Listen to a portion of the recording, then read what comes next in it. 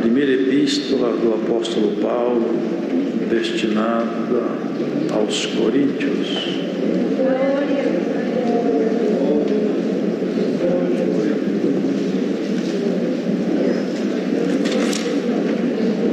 Primeira epístola do apóstolo Paulo aos Coríntios, no capítulo de número 2.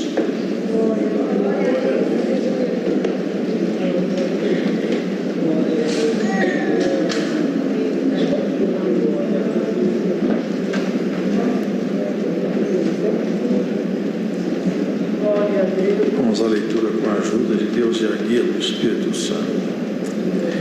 E eu, irmãos, quando fui ter convosco, anunciando-vos o testemunho de Deus, não fui com sublimidade de palavras ou de sabedoria, porque nada me propus saber entre vós, senão a Jesus Cristo e este crucificado. Eu estive convosco em fraqueza, e em temor, e em grande tremor. A minha palavra e a minha pregação não consistiu em palavras persuasivas de sabedoria humana, mas em demonstração de espírito e de poder, para que a vossa fé não se apoiasse em sabedoria dos homens, mas no poder de Deus. Todavia falamos sabedoria entre os perfeitos, não, porém, a sabedoria deste mundo, nem dos príncipes deste mundo que se aniquilam, mas falamos a sabedoria de Deus oculta em mistério, a qual Deus ordenou antes dos séculos para a nossa glória, a qual nenhum dos príncipes deste mundo conheceu, porque se a conhecessem, nunca crucificariam ao Senhor da glória. Mas, como está escrito, as coisas que o olho não viu e o ouvido não ouviu, e não subiram ao coração dos homens, são as que Deus preparou para os que o amam. Mas Deus nos revelou pelo seu Espírito, porque o Espírito penetra todas as coisas, ainda as profundezas de Deus. Porque qual dos homens sabe as coisas do homem, senão o Espírito do homem que nele está? Assim também ninguém sabe as coisas de Deus, senão o Espírito de Deus. Mas nós não recebemos o Espírito do mundo, mas o Espírito que provém de Deus, para que pudéssemos conhecer o que nos é dado gratuitamente por Deus, as quais também falamos, não com palavras de sabedoria humana, mas com as que o Espírito Santo ensina, comparando as coisas espirituais com as espirituais. Ora, o homem natural não compreende as coisas do Espírito de Deus, porque lhe parecem loucura, e não pode entendê-las, porque elas se discernem espiritualmente. Mas o que é espiritual discerne bem tudo, e ele de ninguém é discernido. Porque quem conheceu a mente do Senhor para que possa instruí-lo? Mas nós temos a mente de Cristo. Amém.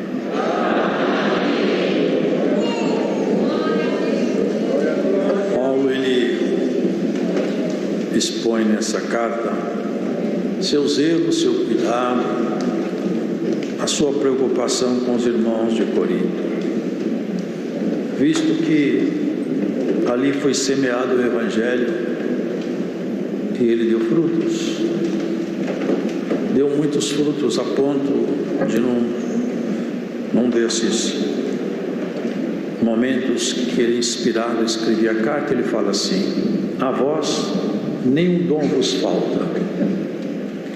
Então se vê que o Evangelho foi semeado e prosperou muito. Entretanto, Paulo, ele percebia que alguma coisa não ia bem lá. Não ia bem porque, desde o princípio, quando o Senhor semeou o bem, o inimigo também semeou o mal. Vivemos um mundo onde a dualidade entre o bem e o mal sempre está presente. Todas as vezes que o bem se manifesta, o mal se põe ao lado para fazer contraponto. Essa é a realidade desse mundo. É um mundo caído por natureza, um mundo que vive trevas, males, tantas coisas. E o bem aqui, para ser semeado, ele não floresce tão fácil, nem a semeadura é tão fácil de ser feita, porque há uma forte oposição.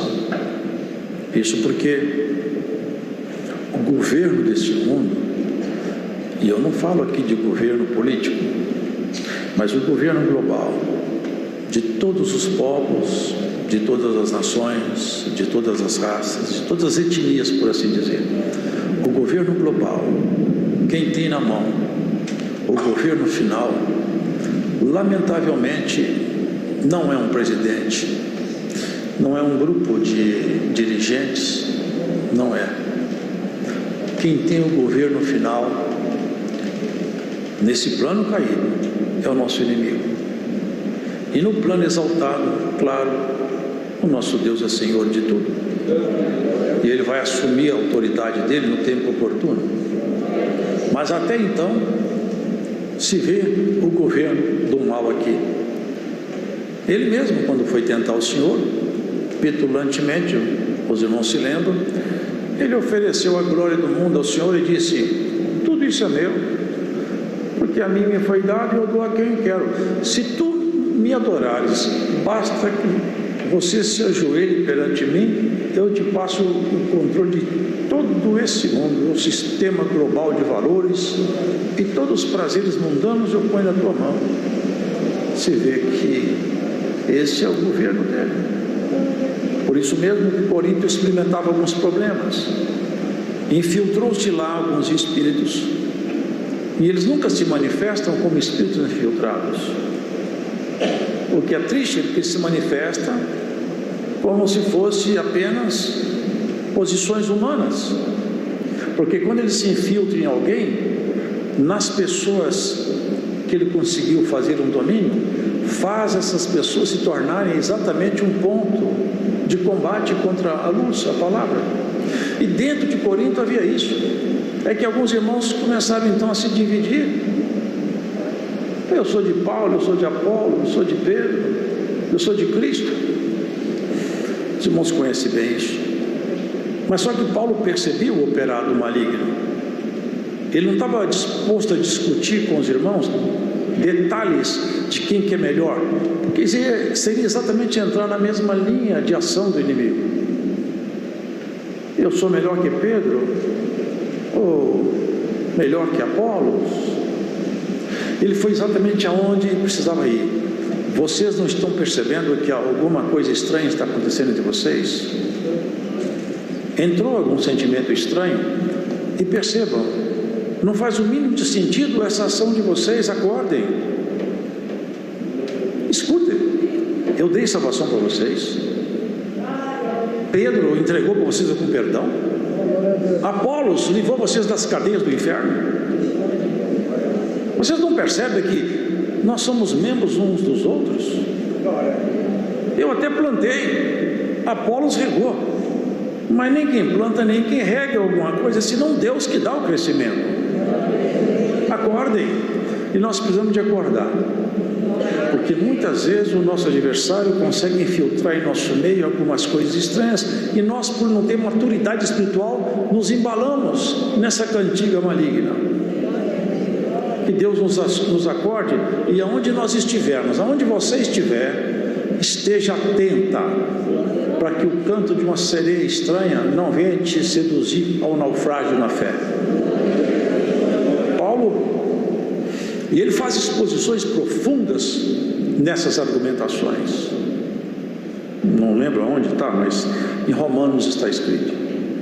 Ele faz a seguinte comparação: enquanto a mulher vive, o marido vive, aquela mulher não pode ser de outro marido, porque se ela for de outro marido, ela vai ser chamada de adúltera. Se ela for de outro marido, enquanto o seu marido vive. Mas morto o marido, ela pode casar-se com outro livremente e não será adúltera, visto que seu marido morreu. Ele vai adiante, fazendo essa analogia com o corpo de Cristo. Veja, Jesus, quem é o verbo materializado, é Deus que se fez carne entre nós. Ele tomou a natureza humana e levou na cruz toda a maldição da humanidade e morreu. Portanto, nós que tínhamos um casamento com o pecado, com o corpo do pecado, o nosso corpo de pecado foi sacrificado lá na cruz. Agora nós somos de outro. De quem? Daquele que se levantou entre os mortos, Cristo ressuscitado. Essa é a nossa nova relação. Se nós voltarmos a viver como vivem as pessoas naturais, vamos ter uma relação com o homem caído e não com o homem levantado. E ele fala mais, para nós chegarmos aqui. A ciência humana é uma espécie de luz intelectual. Nos tirou de trevas, de crendices, lendas e muitas práticas que não tinham nenhuma base científica. Chegou-se até a acreditar que um pouco de roupa suja com um pouco de umidade e sujeira geraria ratos. A teoria da geração espontânea, que já foi claramente desmascarada pela investigação científica. Assim, a ciência nos trouxe muito benefício. Ela tirou as trevas do conhecimento dos olhos dos homens. Mas Paulo fala: onde está o inquiridor? Cadê o sábio desse mundo? Porque ainda que a ciência, a sabedoria humana dissipou as trevas da ignorância, nós temos um outro problema. É que essa mesma sabedoria não foi competente para dissipar uma treva que acontece no campo espiritual, no campo da vida espiritual. O homem não consegue enxergar Deus e não conseguiu chegar até Deus por essa lâmpada artificial da ciência humana. E ele fala: visto que o homem não consegue chegar até Deus pela sabedoria, porque a sabedoria do homem para Deus, ela não tem significado nenhum. Ela só serve aqui para baixo. É útil? Claro que é útil, mas é só aqui. E após a morte? E nos umbrais eternos? Porque vocês já pararam para pensar? O que restaria? O que resta para um homem que afinal só pensa que a vida se resume nisso? O que é que o ser humano que só pensa que a vida resume-se aqui, o que é que ele espera aqui? Ele está agendado para vir a pó. O que faz ele viver aqui embaixo? Eu entendo que uma pessoa que enxerga a vida terminando na sepultura, eu penso que ele deveria ter uma depressão incurável, porque afinal de contas não valeu a pena nascer. Está perdido toda a sua história. Por isso que ele fala: Deus tornou louca a sabedoria desse mundo quando o homem busca essa sabedoria para buscar investigar a Deus. Deus não pode ser investigado, Deus não pode ser analisado, porque o infinito não pode ser alcançado pelo finito. Ninguém pode investigar Deus, como ele faz com a matéria científica. Ele investiga a doença, investiga a ciência, as fronteiras da ciência estão aí sendo atravessadas pelos homens, mas Deus não pode ser investigado. E mais, nem o espírito humano que Deus criou. Ele não pode ser investigado. Investiga-se o efeito da ação do espírito. O espírito também não pode ser investigado. E Paulo fala que a loucura de Deus é mais sábia do que os homens. E Deus escolheu as coisas loucas desse mundo. Olha o que ele fala aqui: e as fracas para confundir as fortes. Vocês entendem? Que o caminho da graça, da salvação, é um caminho completamente distinto de tudo que o homem dá valor, e é muito simples demais. Não requer uma mente brilhante, não requer um sobrenome famoso, não requer um diploma na sua sala, não requer um corpo bonito, não requer uma força sobrenatural, não requer uma habilidade estranha. A única coisa que Deus pede do ser humano é isso: creia. Ele fala: creia em mim e creia em meu Pai. É loucura para o homem científico. O homem da investigação não consegue aceitar isso. Agora nós vamos chegar no segundo estágio que nós temos que ter atenção. E eu, quando fui ter convosco, anunciando o testemunho de Deus, não fui com sublimidade de palavras ou de sabedoria, Vocês percebem isso aqui? Eu, quando me aproximei de vocês, não tentei fazer exposições com conhecimento científico que eu tinha. É isso que Paulo falava. Eu tinha argumentos, mas eu não busquei meus argumentos quando eu cheguei até vocês, porque eu não me propus saber nada. O que ele se propôs a saber? Senão a Cristo Jesus crucificado. Vocês entendem isso aqui? Eu anuncio a loucura com a razão, mas o segredo da minha fé, porque Cristo crucificado é a razão de eu ser um pregador da palavra. É na cruz de Cristo que meu pecado foi pago. É lá que a minha história foi reescrita. É na morte dele que eu pude nascer. É no sofrimento dele que a minha alegria eterna foi conquistada. E como ele se abaixou até a morte, eu não trago de mim nenhuma novidade para vocês. Eu não tenho palavras bonitas para pregar para vocês. Eu não vou fazer um discurso eloquente. Não vou mostrar tudo que eu conheço do judaísmo. Eu vou mostrar para vocês tudo que eu conheci de Jesus. Esse rei bendito que se abaixou, se esvaziou até a morte para te encher até a glória. É sobre esse bendito Senhor que eu vou falar. Eu estive com vocês sentindo fraqueza e temor. Passei aperto e dificuldade. Vocês veem que eu não sou um super-homem. Vocês entendem? Ele não se gloriava em si mesmo. Os homens gostam de se gloriar em si mesmo. Quem conhece a Deus, não. A minha palavra e a minha pregação não consistiu em palavras persuasivas de sabedoria humana, mas em demonstração de espírito e de poder. Aqui vem um ponto, irmãos. Hoje está havendo um deslocamento de eixo gradativo e bem sutil, onde as pessoas passam a acreditar que conhecer o texto bíblico vai torná-la íntima de Deus. Lê do engano. Nós temos que conhecer a Bíblia, sem dúvida nenhuma, mas esse conhecimento só faz sentido quando ele provoca em mim uma mudança total, de tal maneira que eu busque a santificação e a consagração. Se eu me tornar um homem muito entendido na Escritura, e se eu não for santo, eu ficarei de fora no dia do Senhor. E se você for santa, for consagrado, se você conhecer pouco, você vai ser chamada para entrar no reino. Vivemos deslocamento. As pessoas passaram a acreditar agora que conhecer muito a Escritura é o que basta. Temos que conhecer, claro que temos. Uma vez perguntaram a um pregador: qual que é mais importante, ler a Bíblia ou orar? Ao que ele respondeu: também eu lhe faço uma pergunta: qual a asa do passarinho que é mais importante, é da esquerda ou da direita? Precisamos de orar, precisamos de ler a Bíblia, mas não se iludam. A leitura da Bíblia, se você tem muitos fazendo isso aí, vem, passa para fazer ataques aos irmãos, se dedicam, lê bastante, vê uma pregação simples, acham defeitos ali na exposição doutrinal, mas lembra de uma coisa: mesmo uma exposição com fraco conteúdo doutrinal, sendo fiel, sincero à palavra, propondo o homem arrependimento, se houver crença no coração de quem escuta, a palavra tem poder de transformar. É um grande engano que está acontecendo hoje.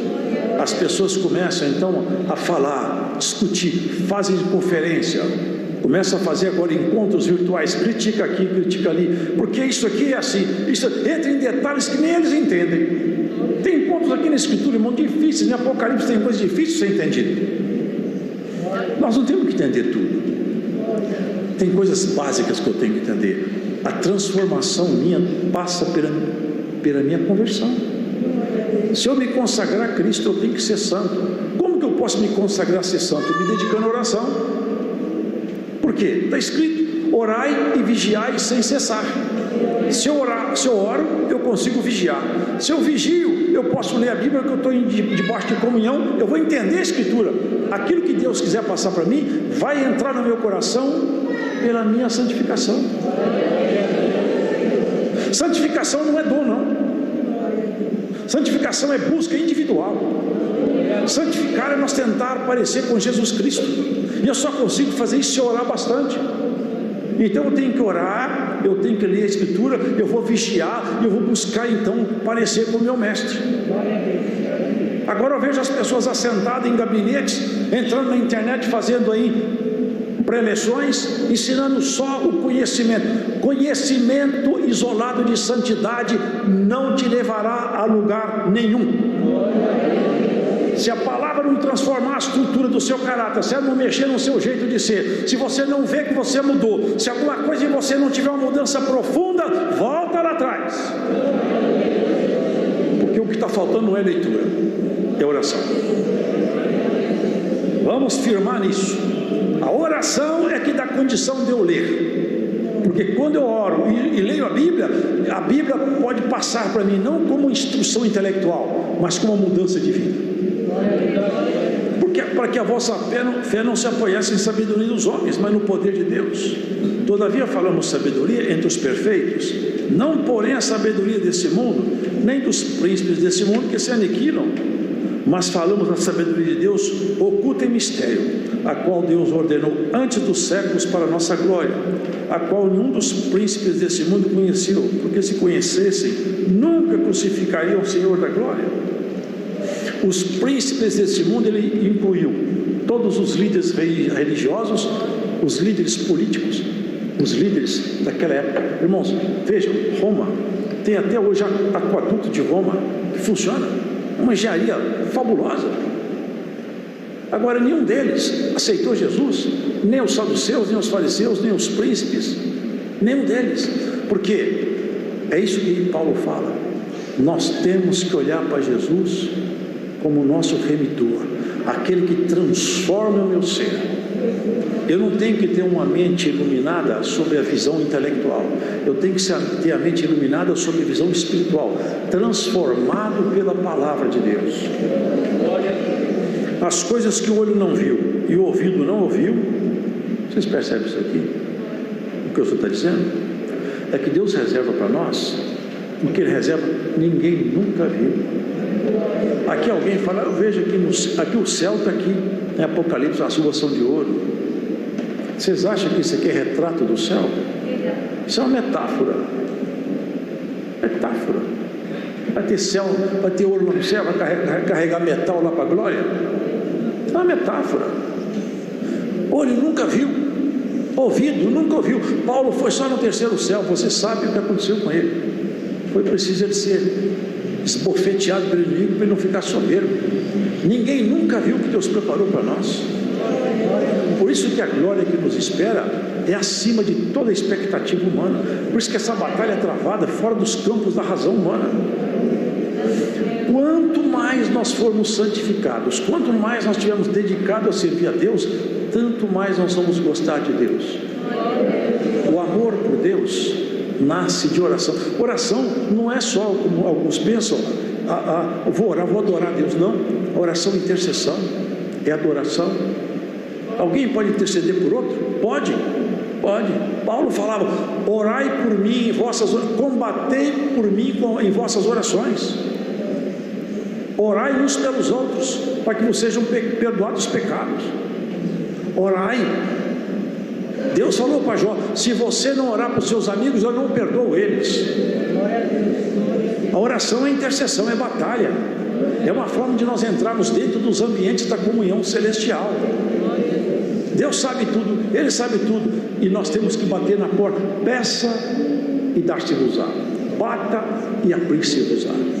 Nós temos que aprender o caminho da oração. A oração torna o homem mais humilde. Ele pede uma vez, 2, 3, 4, 5, 6, 7, não para de pedir.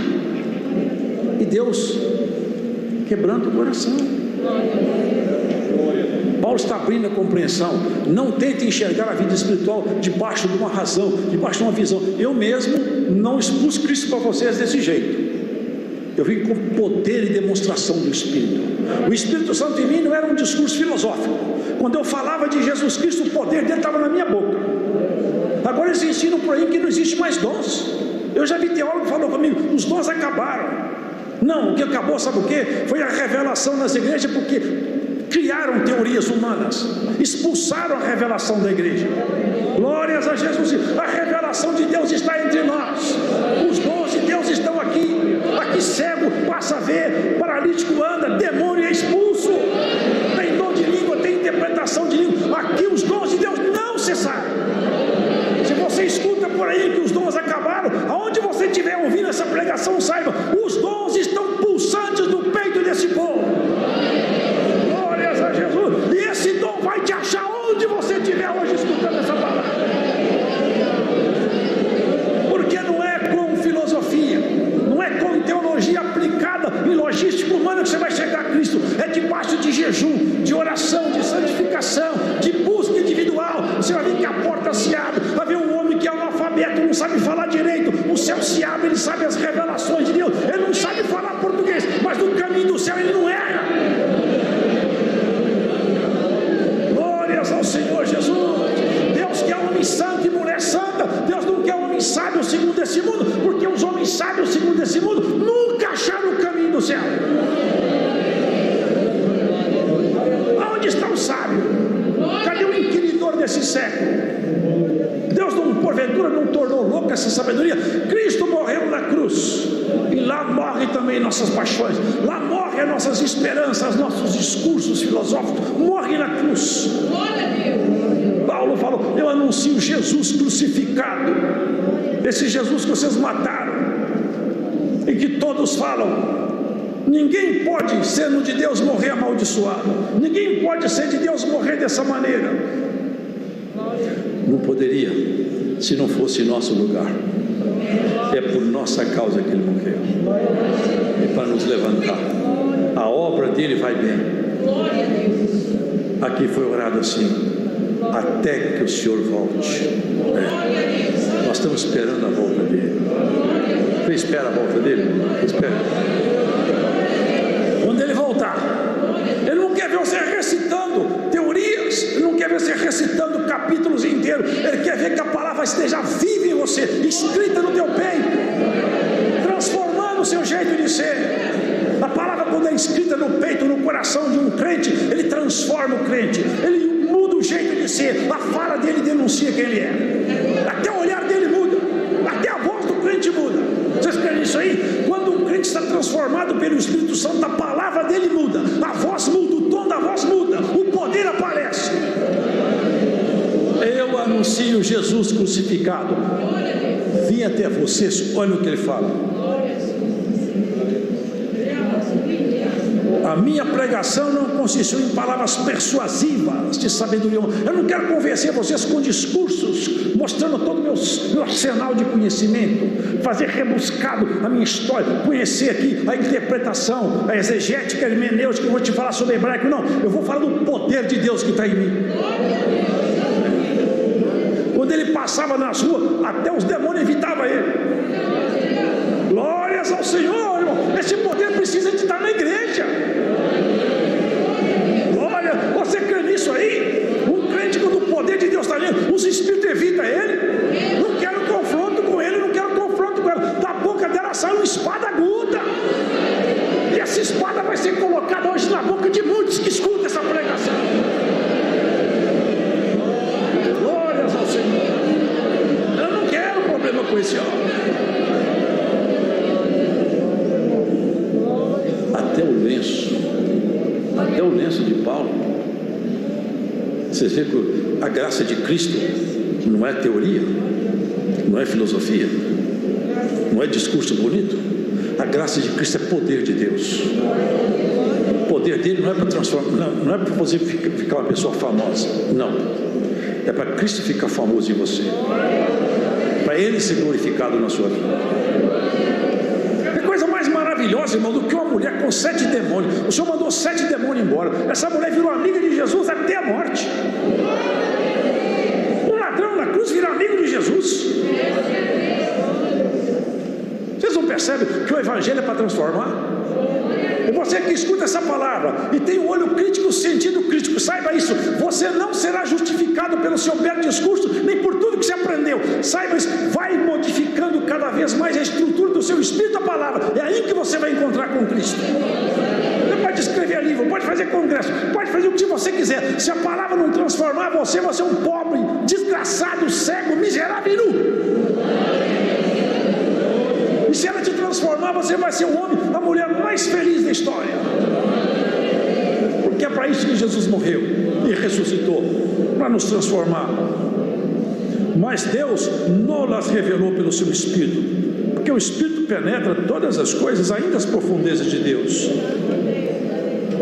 Aqui ele fala: quem que pode conhecer o que está dentro do coração de um homem? O Espírito daquele homem.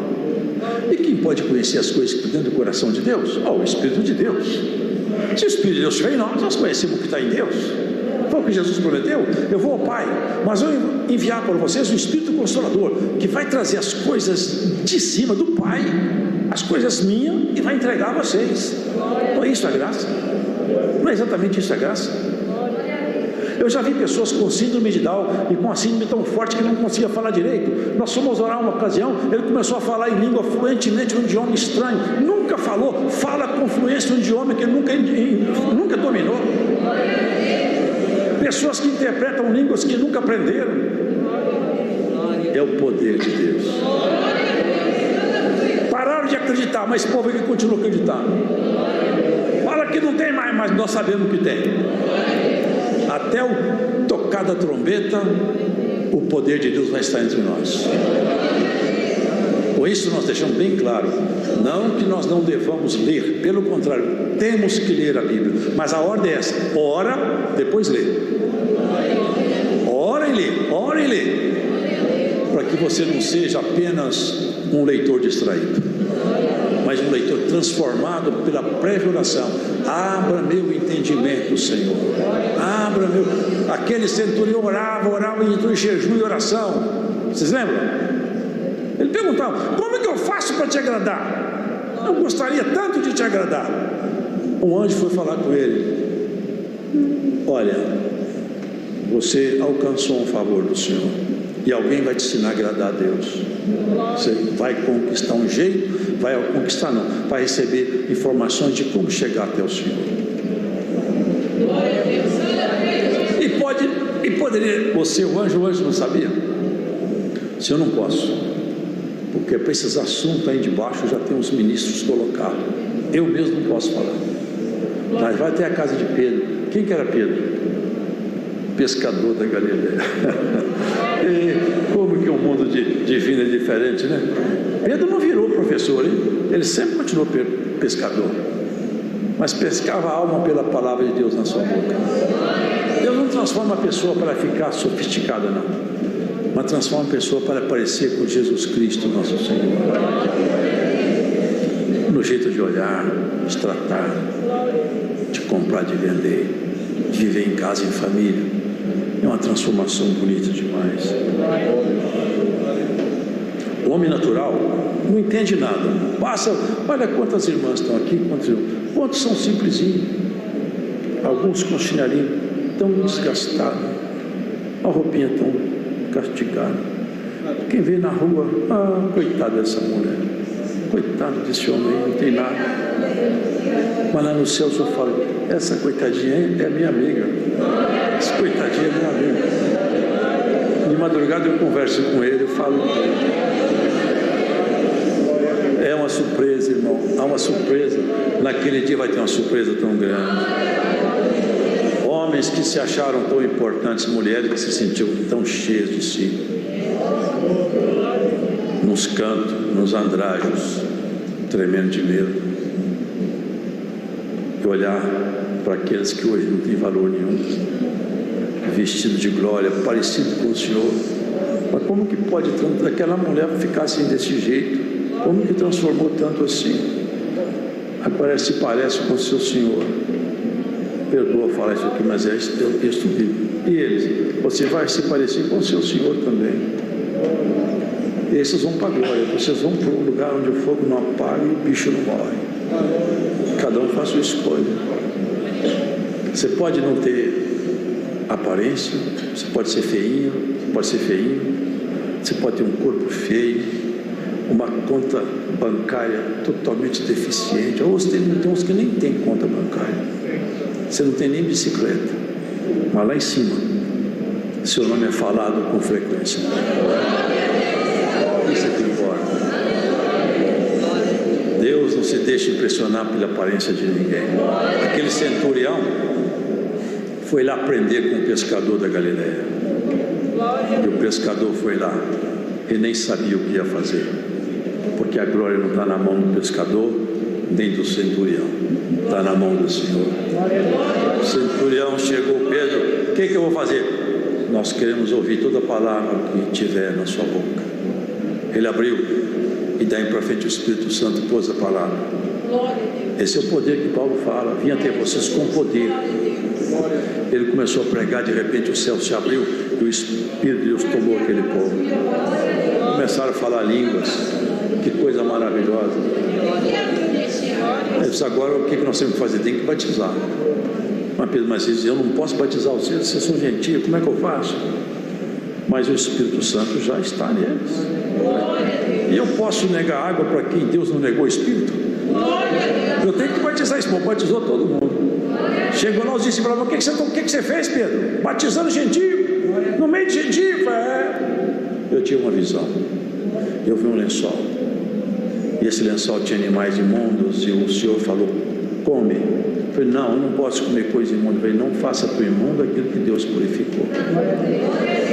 Eu preguei a palavra, e o Espírito de Deus tomou aquele povo, do jeito que tomou a gente, não fez diferença nenhuma. O Espírito Santo é o mesmo, do mesmo jeito, a mesma obra, o mesmo sinal, a mesma virtude, é tudo igual. Se é tudo igual, então é Deus que está nesse negócio, Pedro. A graça chegou para os gentios. Que coisa maravilhosa. Antes da graça ir embora da terra, nós vamos embora com ela.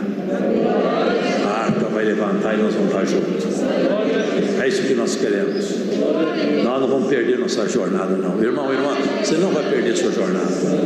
Porque tem dia que está difícil demais, tem dia que a boca amarga, tem dia que a guerra se levanta muito forte, mas Deus esconde um dia bom atrás do dia mau, sabia isso? Você não ficar toda vez chorando. Deus esconde um dia alegre atrás de um dia triste. E você que escuta essa pregação hoje, guarda isso. Deus te revela um dia alegre atrás desses dias tristes que você vem atravessando. É isso que Ele vai fazendo. Ele tempera o dia alegre com o dia triste. Muito você tem chorado, mas você vai sorrir também. Porque Deus não permitirá. Sabe o que está escrito em Salmos? Não permita que o cetro da impiedade permaneça sobre a sorte do justo. E Deus não permitirá que o cetro da impiedade permaneça sobre a sua sorte. Que o cetro seja quebrado pelas mãos dessa palavra na congregação do Brasil. Em nome do Senhor Jesus. Vá em paz para a sua casa. Contente por saber que seu nome está lá em cima. Nas reuniões solenes, o seu nome é lembrado. Isso é coisa maravilhosa. Daria para falar mais, mas o tempo passou. Mais uma coisa nós podemos ter certeza. Paulo deixou bem claro: eu não vim até vocês com um discurso ensaiado, não vim até vocês, eu não quero mostrar para vocês conhecimento, não quero mostrar para vocês uma ciência que eu tenho. Eu quero anunciar para vocês meu Jesus crucificado. Que isso aí fique na sua memória. Sabe o que o Senhor falou? Tome a tua cruz também. Venha após mim e me siga. Pegue a sua cruz e siga o Senhor. Aquela que ele subiu lá era a cruz dos malditos. Essa você não vai subir. Vocês lembram quando houve juízo, que Pilatos tentou livrar o Senhor? Ele percebia, esse homem não tem pecado. O olhar, a fala, o semblante, o jeito dele agir perturbou Pilatos. Ele percebeu, não há mancha nesse homem. Esse homem é justo, não tem jeito, não vejo nada que recrimine esse homem, esse ciúme puro. Eles querem matar esse homem por ciúme. E a mulher teve uma revelação ainda de noite. Ele tentou livrá-lo, saiu com essa: é tempo de festa, eu posso soltar um prisioneiro. Vamos soltar Jesus? Não! Por quê? Ele se fez rei, e quem é rei é inimigo de César. Mas eu não vejo culpa nesse homem. Mas não pode. Então me traga uma bacia de água. Ele lavou as mãos perante todo mundo. Eu lavo minhas mãos perante esse povo. Eu não vejo culpa nesse homem. Então eu não quero ter parte no sangue deste justo. Então que seu sangue caia sobre nossa cabeça. Você já sabe tudo isso aí. A quem eu solto? Olha o que gritava lá de baixo. Solte a Barrabás. Barrabás era um homem que tinha feito uma revolução, matado. Ele tinha feito uma desordem feia. Trocaram Jesus por Barrabás. Olha que troca que foi feita. Mas eu já estive pensando nisso também. Uma vez alguém comentou comigo isso, e eu acho que é real. Não foi isso que ele fez conosco? Quem tinha que ir para a maldição era nós. Aquele dia Jesus foi trocado por Barrabás, e na verdade nós todos fomos como que Barrabás. No lugar de nós irmos para a maldição, Jesus foi em nosso lugar, tomou o nosso lugar na maldição. Se Barrabás muitas vezes deve ter perguntado: quem é esse Jesus que me salvou? Nós não perguntamos, nós falamos: eu sei quem é esse Jesus que me salvou. A condenação era só minha, mas ele foi lá no meu lugar. Bendito seja esse Jesus, bendito seja esse Jesus que me salvou. Essa é a palavra. Deus seja louvado.